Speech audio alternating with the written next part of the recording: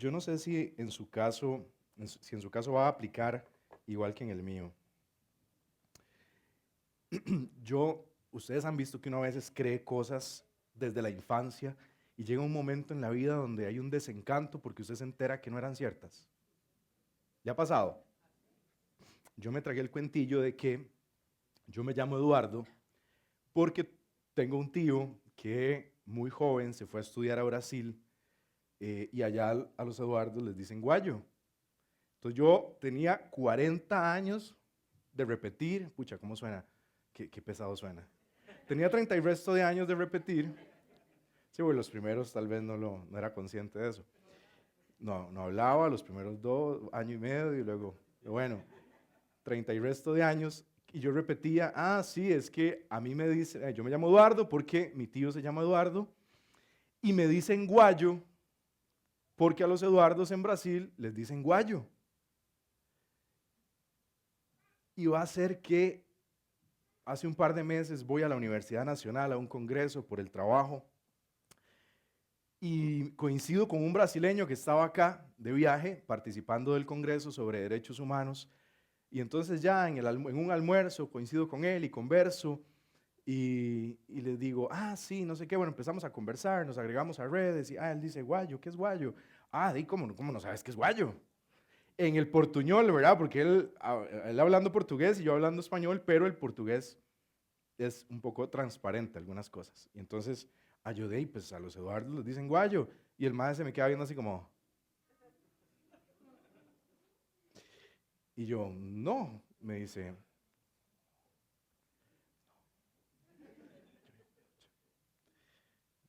bueno, yo empecé a acomodar la situación y dije, tal vez en su región a los Eduardos nos dicen guayo, porque Brasil es enorme. Y bueno, algunos tenemos apodos de toda la vida, pero apodos o sobrenombres bonitos o por lo menos que nos los han dicho con cariño, que nos gustan. Hay otros apodos que evidentemente no. No sé si alguien acá tiene algún apodo o sobrenombre desde la infancia o desde la adolescencia que sí le gusta y que quisiera compartirnoslo. Así nada más rápido. ¿Vos? ¿Cómo te dicen a vos? ¿Cómo? Dana. Nana. Nana. Ok, ¿y te gusta?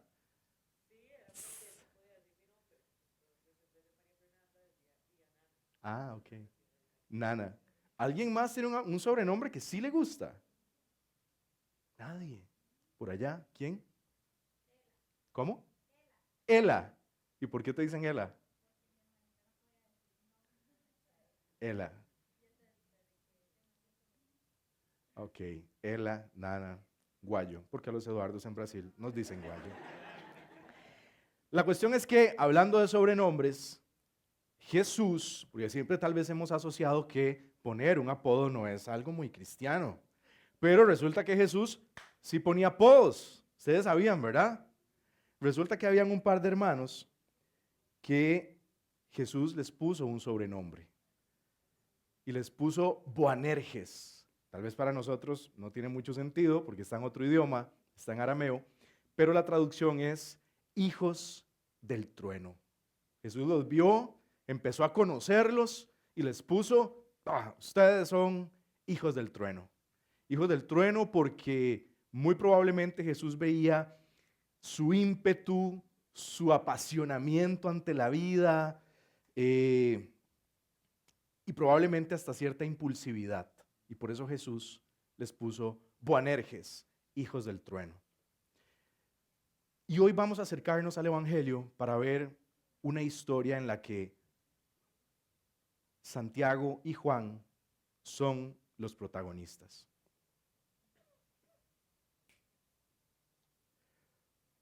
Por cierto, el viernes anterior, algunas tradiciones de la iglesia celebraron al apóstol Santiago, la fiesta del apóstol Santiago. Y vamos a ubicarnos en el Evangelio de Marcos. El Evangelio de Marcos, según algunos historiadores, es quizás uno de los primeros evangelios. Ya me han escuchado decir esto, pero creo que son de las cosas que me gusta mucho repetir. Si alguien está retomando su lectura bíblica, y se cuestiona como por dónde le entro, porque yo no sé si a ustedes les pasa, uno ve la Biblia ahí y a veces hasta le hace así. Hace ratillo no la abrimos, ¿verdad? Pero si alguien se está preguntando cuál puede ser un buen inicio, yo siempre recomiendo el Evangelio de San Marcos. Porque es cortito, porque es muy al punto, es muy al grano, nos deja ver los hechos, hechos, pum, pum, pum, pum, hechos, hechos, hechos. Jesús haciendo, Jesús sanando, libertando, exorcizando, sanando. Ahí está Jesús haciendo. Es un muy buen inicio. El libro el Evangelio de Marcos probablemente se escribe cerca del año entre el 65 y el 70 y se le atribuye a un discípulo de Pedro que se llamaba Juan Marcos. Hoy también, gracias a los biblistas, entendemos que quizás los evangelios no fueron escritos por personas físicas, como ustedes y como yo, sino que más bien fueron compilados, fueron editados por comunidades. Entonces, cuando ustedes revisen literatura o algún comentario bíblico, van a encontrar que tal vez se hable de la comunidad marqueana. Les doy la referencia para que cuando se lo topen no digan, ¿y esto qué es? Es eso, ¿verdad? Una pequeña comunidad que fue compilando el Evangelio, porque acuérdense que en este momento de la historia de la iglesia, las historias se transmitían, ¿de qué manera? Orales, ¿verdad? Iban contando. La iglesia se reunía y se contaba las historias de Jesús. Se contaba los dichos de Jesús, lo que se decía de Jesús. Y vamos a acercarnos al Evangelio de Marcos, específicamente al capítulo 10, y vamos a leer dos pasajes para que podamos comparar lo que quiero que comparemos hoy. Vamos a leerlo y luego vamos a devolvernos, ¿ok? Vamos a empezar. Dice Marcos del 10 del 35 en adelante. Se le acercaron, perdón, un elemento más. El Evangelio de Marcos también, hay algunos biblistas que nos dicen que es como que es como una historia de la pasión, muerte y resurrección de Jesús con una amplia introducción. Y la introducción son todos estos milagros de los que les estaba hablando hace un ratito. Entonces es como una historia de la pasión, muerte y resurrección, pero con una gran introducción. Y aquí Jesús, después de haber hecho muchos milagros, después de haber andado por muchas aldeas, por muchos pueblos, de haber cruzado el lago de Galilea, yendo y viniendo por distintas aldeas en territorio judío y en territorios donde la mayoría de la población era no judía o pagana, aquí ya Jesús con sus discípulos van subiendo hacia Jerusalén. Y van subiendo hacia Jerusalén precisamente para ser capturado y para sufrir su pasión y luego ser crucificado y morir. Ahora sí, dice, se le acercaron los hijos de Zebedeo, Santiago y Juan, y le dijeron, Maestro, queremos que nos concedas lo que te vamos a pedir. Les preguntó Jesús, ¿qué quieren de mí? ¿Qué quieren de mí? Le respondieron, concédenos sentarnos en tu gloria, uno a la derecha y el otro a tu izquierda. Jesús replicó, no saben lo que piden. Ustedes pueden beber de la copa que yo he de beber o recibir el bautismo que yo voy a recibir. Y Santiago y Juan le respondieron, podemos. Jesús les dijo, la copa que yo voy a beber también la van a beber ustedes. El bautismo en el que yo voy a recibir también lo recibirán ustedes. Pero sentarse a mi derecha y a mi izquierda no me toca a mí concederlo, sino que es para quienes está reservado. Cuando los otros discípulos, porque recuerden que iban los 12 juntos, iban caminando, cuando los otros discípulos lo oyeron, ¿qué creen? Se enojaron. Se enojaron con Santiago y con Juan. Pero Jesús los llamó a todos y les dijo, ¿saben que entre los paganos Los, saben que entre los cristianos, los paganos, saben que entre los paganos, los que son tenidos por gobernantes dominan a las naciones. Si usted sustituye paganos por cristianos, igual.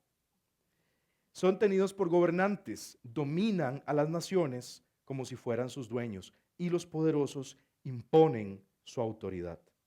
No será así entre ustedes. Más bien, quien entre ustedes quiera llegar a ser grande, que se haga servidor de los demás. Y quien quiera ser el primero, que se haga sirviente de todos.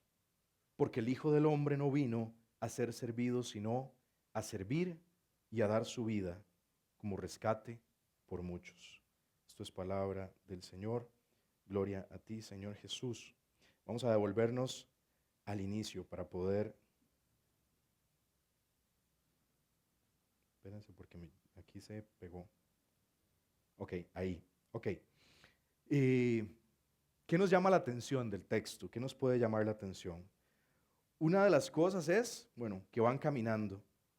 Y podríamos preguntarnos que van caminando con Jesús y en algún momento estos chavalos ven la oportunidad, nuestros amigos Santiago y Juan, de llamar un toquecito aparte a Jesús y decirle, maestro,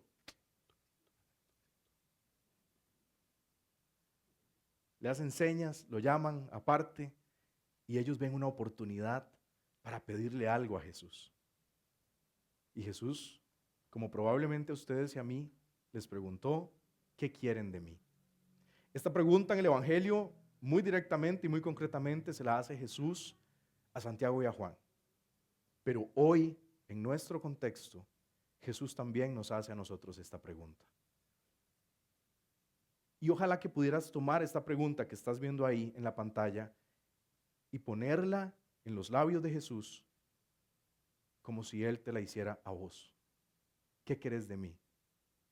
¿Qué querés de mí? Es una pregunta muy profunda que no es para responder ahorita, ni aquí, ni ahora. Es una pregunta envuelta en una invitación para que nos vayamos meditándola. ¿Qué queremos nosotros del Señor? ¿Qué querés vos del Señor? Y volviendo al contexto del Evangelio, podríamos preguntarnos cuál era la intención de Juan y de Santiago en esta situación. ¿Qué están tratando Juan y Santiago de asegurarse con esa petición a Jesús? Algunos comentaristas indican que no tenemos claridad de si Santiago y Juan se estaban refiriendo al reino terrenal de Jesús o a un reino celestial. Pero sea cual sea el escenario, el de aquí o el de allá, los comentaristas dicen, tal vez sus intenciones no eran las más rectas. Ninguna de las opciones, aquí o allá, coinciden con el plan de Dios. ¿Por qué? Porque Santiago y Juan lo que estaban buscando era sus propios intereses. Estaban buscando asegurarse una posición, estaban buscando asegurarse seguridad en el reino, estar al lado de Jesús. ¿Y cuántas veces nosotros, de alguna manera, pedimos muchas cosas al Señor? ¿Sí o no? Nuestras oraciones probablemente, la gran mayoría, están cargadas de peticiones. Queremos algo del Señor, ¿sí o no? ¿Sí? Y estamos pidiéndole cosas. Hay un texto que dice, lo que piden, también en el Evangelio, lo que pidan en mi nombre, se les concederá. Yo no sé cuántos años tenía usted cuando aprendió ese texto, pero yo probablemente era un adolescente y entonces tal vez entendía, porque no me lo explicaron, que pedir algo en el nombre de Jesús era terminar todas las oraciones con la frase, en el nombre de Jesús, amén y amén. Y luego tuve que aprender que no era como el abracadabra, pum, pa, ya, como lo terminé en el nombre de Jesús, y Dios libre uno no terminara con la frase en el nombre de Jesús, porque ya alguien lo volvía a ver feo. No terminaste en el nombre de Jesús. Así crecimos y así nos desarrollamos en la fe muchos y muchas de nosotras. Pero conforme uno va profundizando en la fe, va entendiendo que pedir algo en el nombre de Jesús significa que uno lo pide, que lo que uno está pidiendo es algo que es coincidente, que está acorde, número uno, con el carácter de Jesús y número dos, con el proyecto de Jesús. Pedir algo en el nombre de Jesús significa que lo que yo estoy pidiendo tiene concordancia, es coincidente, número uno, con el carácter de Jesús y número dos, con el proyecto de Jesús. Y entonces ahí se nos abren o se nos plantean para nosotros, preguntas importantes que nosotros debemos plantearnos a nosotros mismos. Tal vez la pregunta aquí sería, ¿lo que yo estoy pidiendo va en la línea de lo que Jesús es, del carácter misericordioso, amoroso, compasivo, generoso de Jesús? ¿Lo que yo estoy pidiendo me acerca a la voluntad de Dios? ¿Es acorde con, me ayuda a acercarme? ¿Voy a reflejar el carácter de Jesús? ¿Voy con esto que estoy pidiendo, perdón, voy a hacer o a vivenciar más real, de una manera real, el reino de Dios en mi vida? Esas preguntas son importantes de hacérnoslas, porque a veces, yo no sé ustedes, pero yo a veces mucho tiempo crecí pensando en que Dios era como el genio de la lámpara y que yo le podía pedir de todo a Dios y Dios iba a estar ahí supliendo todas las cosas que a mí se me ocurrieran. Y en algún momento de mi adolescencia también me vi influido, como cuando uno está en el mar y viene una ola y lo revuelca y lo tira por allá, por algunas teologías que podríamos llamar de la prosperidad y otras voces críticas podrían decir de la avaricia, y nos enseñaron que podíamos pactar con Dios. ¿Alguien ha escuchado esas cosas? Que podíamos ofrendar una semilla de fe y podíamos casi que sobornar a Dios y darle a Dios dinero para que Él hiciera lo que se nos ocurriera. Sanar a no sé quién, que no sé quién se convirtiera, que no sé quién saliera de la droga, tener un carro, el del último modelo o el del año, porque yo soy un hijo del rey y merezco un carro del año. ¿Han escuchado ese tipo de cosas? No. Bueno, ya la escuchaste por primera vez. Qué dicha que no la habías escuchado antes. Y crecimos probablemente pensando en que Dios es ese Dios que suple de alguna manera no nuestras necesidades, sino muchas veces nuestros caprichos. Y si el Señor nos preguntaba o nos preguntara a nosotros, ¿qué quieres de mí? Muy probablemente alguien saque la billetera, saque la lista y empiece, Señor, y aquella lista larguísima de cosas. Y yo no digo que no podamos pedirle al Señor, no, pidamos, pero pidamos conforme a su voluntad. Y para saber cuál es su voluntad, pues ya cada uno y cada una tendrá que meterse en el secreto de Dios, que buscar a solas a Dios y escuchar su voz, su consejo. Yo no digo que Dios no pueda suplir, Dios es proveedor, pero provee para nuestras necesidades. No provee BMW, creo yo. ¿Qué quieren de mí?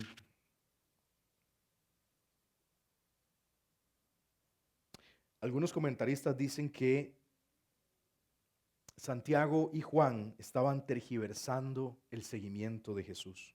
Acuérdense que ya a este punto, Santiago y Juan llevaban 3 años aproximadamente de caminar con Jesús. Santiago y Juan fueron de los primeros discípulos. Recuerdan que Jesús llamó. Primero había llamado a Pedro, a Andrés y seguidito a Santiago y a Juan. Y recordemos también que Santiago y Juan eran del círculo íntimo de Jesús. Si Jesús tenía a los 12, dentro de esos 12 todavía tenía a 3 que eran todavía más cercanos, más íntimos, que le acompañaban en momentos críticos, en momentos especiales de su caminar.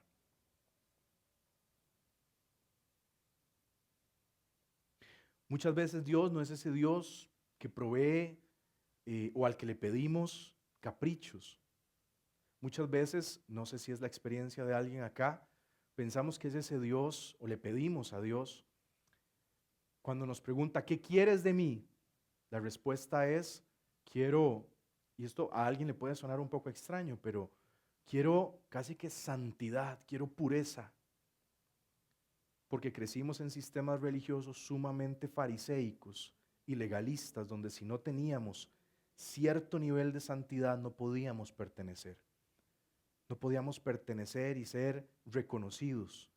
Y entonces pedíamos una santidad, bueno, casi semejante a a la de la iglesia que ya está triunfante en el cielo. Cuando Jesús les dice, ustedes no saben lo que están pidiendo.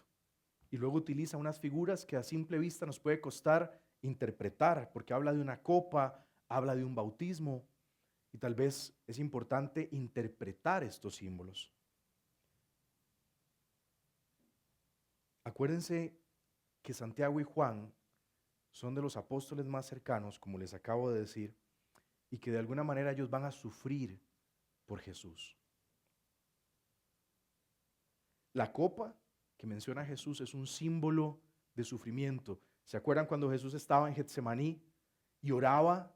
Y oraba casi, dice uno de los evangelios, que casi a sudar sudor de sangre, ¿recuerdan? ¿Y qué es lo que dice Jesús? Aparta de mí este cáliz. El cáliz es símbolo de sufrimiento.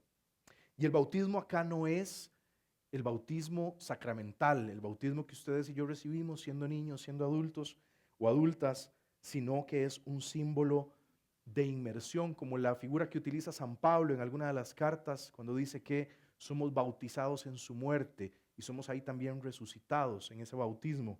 Bueno, es este bautismo. Y lo que Jesús les está diciendo es, ustedes van a sufrir por mí. Ustedes van a tener parte en mi sufrimiento. Y ustedes también van a pasar por me van a acompañar en ese camino de pasión y de muerte. Según la tradición, el apóstol Juan va a ser perseguido por Domiciano, por alguno de los emperadores romanos, pero va a morir de viejito. Va a morir casi a los 100 años, cerca del año 100. Y según el libro de Hechos de los Apóstoles, Santiago va a ser decapitado por el rey Agripa I alrededor del año 44. Y esto lo dice el libro de los Hechos de los Apóstoles, lo pueden corroborar también. Es decir, Jesús les está diciendo, ustedes no saben lo que están pidiendo. Ustedes van a acompañarme en la pasión, van a acompañarme en los sufrimientos. Dice, pero sentarse a mi derecha y a mi izquierda no me toca a mí concederlo, sino que es para quienes está reservado. Y luego dice, cuando los otros lo oyeron, se enojaron Santiago y Juan. La charla yo la titulé Nosotros siendo nosotros. Y algo más, ahorita no recuerdo qué decía ahí de la libertad. Nosotros siendo nosotros, porque yo veo a Santiago y a Juan pidiendo esto y veo también a los otros discípulos enojándose porque los otros se les estaban yendo arriba y yo lo único que digo es, de ahí sí, nosotros siendo nosotros. ¿Sí o no? Porque muchas veces albergamos en nuestro corazón intereses personales. Esto es muy humano. Estamos buscando nuestra conveniencia, estamos buscando en las situaciones donde nos pegue mejor el sol, decimos en Costa Rica, ¿cierto? O por el contrario, como los discípulos, nos enojamos cuando vemos que alguien se nos va arriba, cuando alguien encuentra una ventaja y la aprovecha. Entonces, nosotros siendo nosotros, los discípulos, cuando los vemos ahí en los distintos episodios, un ejercicio interesante que podemos hacer ustedes y yo es preguntarnos en cuál de las figuras, en cuál de los personajes nos vemos reflejados. A veces no solamente en uno de ellos, probablemente en unas cosas nos vemos reflejados en unos y en otros nos vemos reflejados en otros personajes. O en un momento de nuestra vida nos identificamos con un personaje y en otro momento de nuestra vida nos identificamos con otro. Santiago y Juan vieron una oportunidad de pedirle algo a Jesús. Y Jesús les pregunta, ¿qué quieren de mí?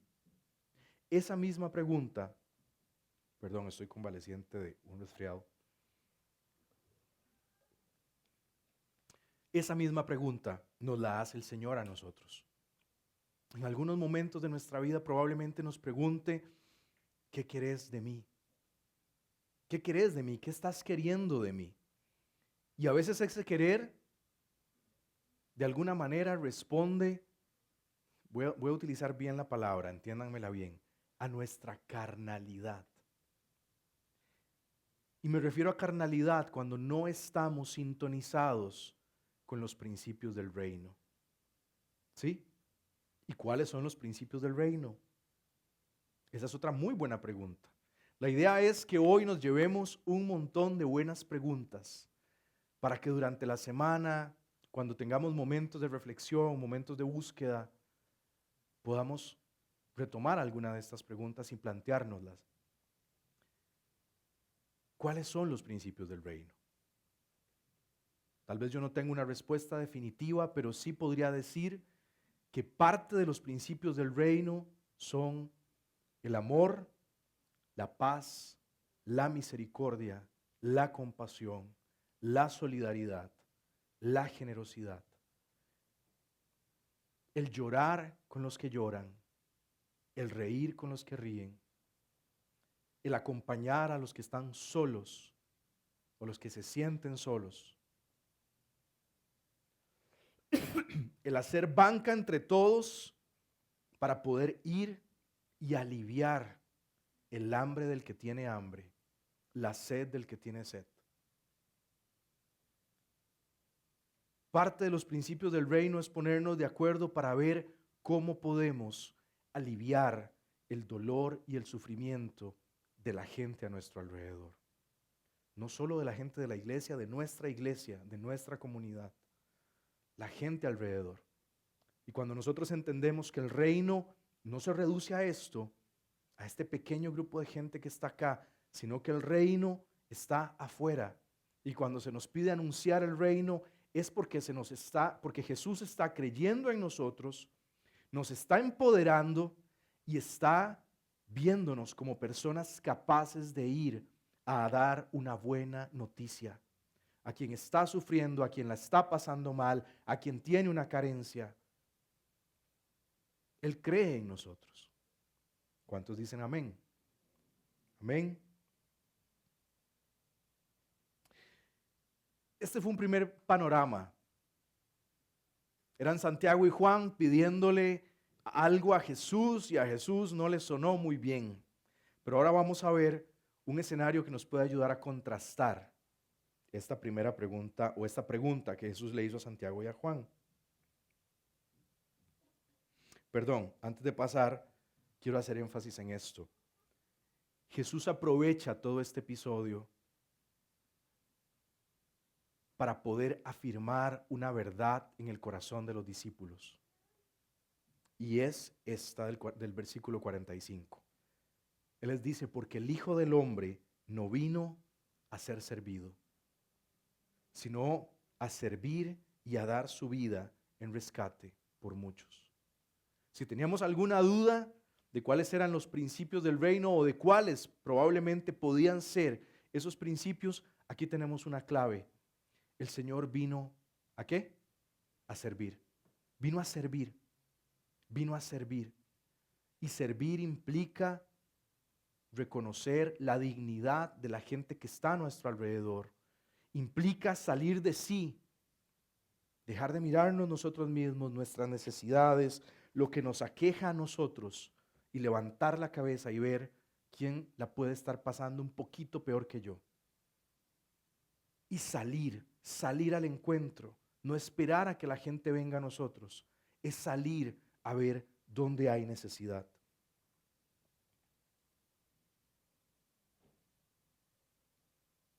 El servicio como clave de relacionamiento en los distintos ámbitos. Salir a servir. Salir a servir, muy probablemente también, esta clave del servicio también toca, empapa nuestra relación de pareja, nuestras relaciones parentofiliales, es decir, padres, hijos, madres, hijas, y toda esa vinculación. Empapa nuestro relacionamiento con la familia extensa, con nuestros vecinos, con nuestros compañeros de trabajo, con nuestros amigos y amigas. El servicio como clave del relacionamiento, el servicio como principio del reino. Y ahora sí, el otro personaje que nos va a ayudar a contrastar la pregunta que Juan y Santiago le hicieron al Señor. Ustedes no sé si crecieron en los inicios de los 2000, ahorita no recuerdo de cuándo era la canción, pero ¿se acuerdan de una canción del grupo Rescate argentino que decía Bartimeo? De Scat, no se acuerdan. Sí, no la canto porque primero estoy malísimo y segundo, yo no canto. Pero nuestro segundo personaje es Bartimeo. Y esto está seguidito de lo que les acabo de contar. Vamos a leer. Dice, llegaron a Jericó. Acuérdense que ellos iban en el camino. Y Jesús y sus discípulos llegaron a Jericó. Y cuando salía de allí con sus discípulos y un gentío considerable, Bartimeo, hijo de Timeo, un mendigo ciego, abro un paréntesis, Bartimeo significa hijo de Timeo. Entonces sería un gentío considerable, el hijo de Timeo, un mendigo ciego, estaba sentado, ¿dónde? Al costado del camino. Y al oír que era Jesús de Nazaret, se puso a gritar. Ustedes imagínense a alguien gritando. Ustedes han visto, ¿quién no ha visto una persona de la calle que a veces se pone eufórica y empieza a gritar? Imaginémonos a Bartimeo así. Jesús, hijo de David, compadécete de mí. Y muchos lo reprendían para que se callase. ¡Shh! Cállate, no digas eso, no lo llames, está ocupado, va ocupado. Pero él gritaba más fuerte, hijo de David, compadécete de mí. Jesús se detuvo al escuchar probablemente los gritos y dijo, llámenlo. Llamaron al ciego diciéndole, ánimo, levántate, que te llama. Él dejó su manto, se puso en pie y se acercó a Jesús. Jesús le preguntó, otra vez la pregunta de hoy. Jesús le preguntó, ¿qué quieres de mí? Y Bartimeo le contestó, maestro, que recobre la vista. Jesús le dijo, vete, tu fe te ha salvado. Al instante recobró la vista y lo seguía por el camino. Vean qué interesante. Aquí podemos rescatar algunos elementos del episodio de Jesús, del encuentro de Jesús con Bartimeo. Uno, quizás poner énfasis tal vez en algunas palabras subrayadas ahí. Dice que Bartimeo era un mendigo ciego. No sabemos cuánto tiempo Bartimeo, ni qué edad tenía, ni cuánto tiempo había sido ciego, si había nacido ciego de nacimiento o si se había quedado ciego por alguna circunstancia. También el Evangelio nos dice que él estaba a un costado del camino. Nada en el Evangelio está ahí por casualidad. Somos invitados a ver también los detalles. Y en este caso de la historia del encuentro de Jesús con Bartimeo dice que él estaba al costado del camino. Y el costado del camino a nosotros nos habla de los márgenes, de las periferias, de aquella gente que tal vez está allí marginada por el sistema económico, por el sistema social, por el sistema político. Y es bueno preguntarnos quiénes hoy están al lado del camino. ¿Quiénes serían hoy las personas que están al lado del camino? Las personas que viven en pobreza extrema, las personas migrantes, las personas que viven todos los días en una situación de explotación sexual comercial, de esas que cuando pasamos por San José, por algunos barrios de San José o en algunos otros lugares del GAM, podemos verlos en ciertas esquinas.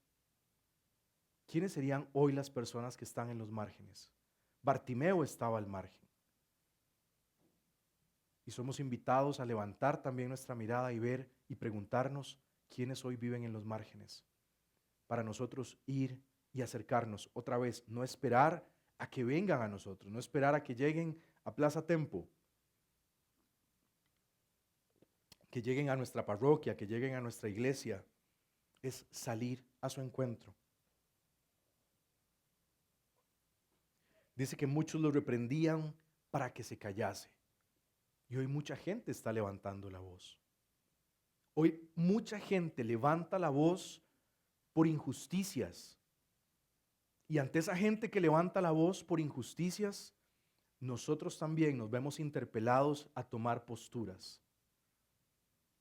Nos vemos interpelados a, de alguna manera, ver, escuchar esas voces que se levantan, que gritan ante injusticias que están viviendo, que están afrontando directamente en el cuerpo, o que están levantando la voz por otras personas que tal vez no pueden levantar la voz personalmente, pero ellas están levantando la voz por esas personas vulneradas. Y ante esa situación nosotros, de alguna manera, nos vemos también interpelados. ¿Qué hacemos? ¿Ignoramos esas voces? ¿Nos unimos a esas voces? ¿Qué hacemos con esa gente que está gritando? Como acá, muchos lo reprendían para que se callase. Somos nosotros de la gente que reprende a los que somos de quienes los reprenden, somos desde quienes los condenan, los reprochan, o más bien les ayudamos a amplificar esas voces que se levantan luchando por la justicia. Acordémonos del Sermón del Monte, algo hablaba de eso.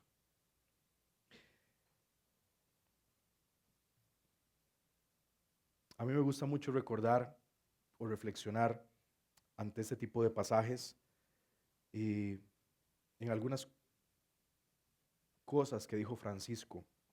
Francisco en su primera misa, después de su elección allá en el 2013, y la misa se celebró el 17 de marzo del 13, afirmó: el mensaje de Jesús es la misericordia. Para mí, lo digo desde la humildad, decía Francisco, es el mensaje más contundente del Señor. Hijo de David, compadécete de mí. Bartimeo le gritaba a Jesús: compadécete de mí, ten misericordia de mí. Y Francisco nos recordaba en su primera Eucaristía, después de haber sido elegido Papa, nos recordaba esto: el mensaje de Jesús es la misericordia.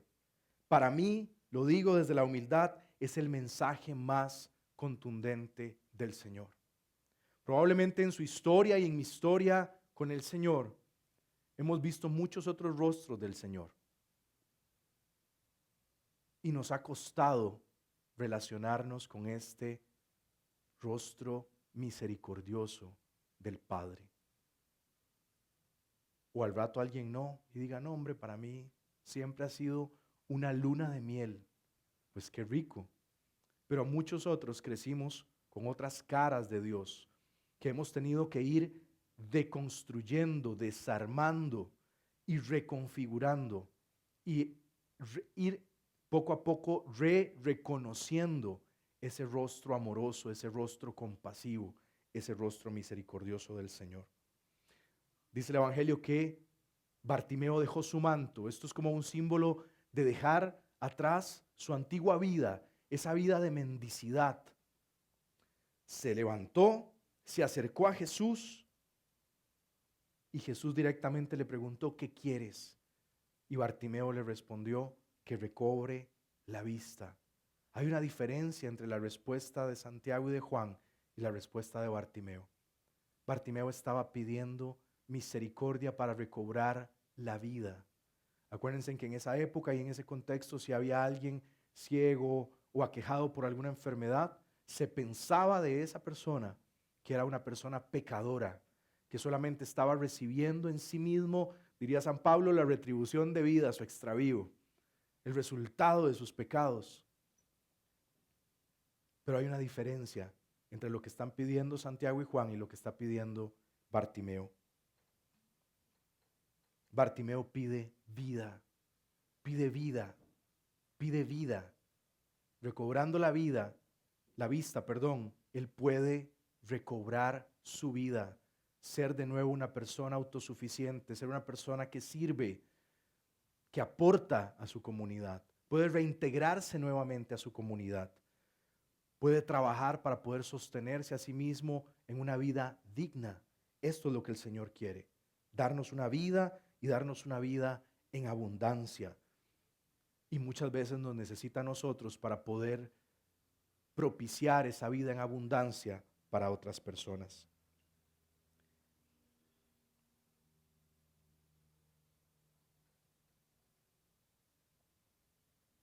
Y termino esta reflexión del pasaje de Bartimeo con esa frase del final.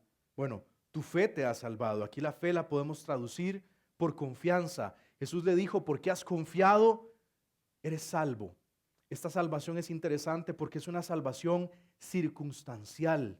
Aquí no estamos hablando de una salvación eterna, de una cuestión soteriológica ahí al más allá. Jesús está hablando de una salvación circunstancial, contextual. Él está siendo salvado de su ceguera y está siendo resucitado a una nueva vida. Y al final, ¿qué dice? Y le seguía por el camino.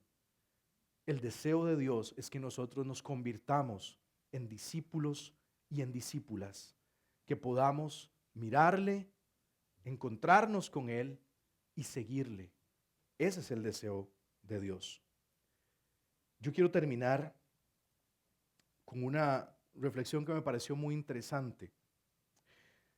Hay una película que se llama Agustín del 2010 y en esta película, en una de las escenas, Agustín está siendo juzgado de alguna manera, está en un debate y tiene que argumentar en su defensa. Y hay un obispo donatista, se llama Sidonio, argumentando contra Agustín. En la película, en la contraargumentación, en la defensa que hace San Agustín de sí mismo, le atribuyen unas palabras. Estas palabras realmente, al parecer, San Agustín no las dijo, pero en la película sonaron muy, muy bonitas. San Agustín en su defensa decía, ninguno está solo, nunca, ni siquiera en la desesperación o en la oscuridad. Dios está con nosotros. Y más allá de eso, lo que me parece más profundo es esto que sigue. Dios es más hermano que ningún hermano. Dios es más amigo que cualquier amigo. Dios es más amante que ningún amante. Y San Agustín lo que nos estaba queriendo decir es, Dios está cerca. Dios está cerca. Dios es amigo, es hermano, es amante. Dios es padre, un padre amoroso. Al mismo tiempo es madre, decía Juan Pablo I. Él está muy cerca de cada uno de nosotros y de nosotras. Nos toma de la mano y nos acompaña en el caminar de la vida. Aún en el más oscuro de los valles, como dice el Salmo 23, el Señor nos lleva tomados de la mano y no nos suelta. Hoy el Señor nos está preguntando, ¿qué querés de mí? Y la pregunta, reitero, no es para que la respondamos ahorita, es para que te vayas meditándola, para que te vayas reflexionándola. Porque de alguna manera también podríamos darle vuelta y preguntarle al Señor, bueno Señor, ¿y qué querés vos de mí? Tampoco tengo una respuesta muy concreta, pero de alguna manera, mientras yo respondía esta pregunta para mí, recordaba aquel pasaje que dice, dame, hijo mío, tu corazón. El Señor hoy lo que probablemente nos puede estar pidiendo es nuestro corazón. ¿Qué les parece si oramos?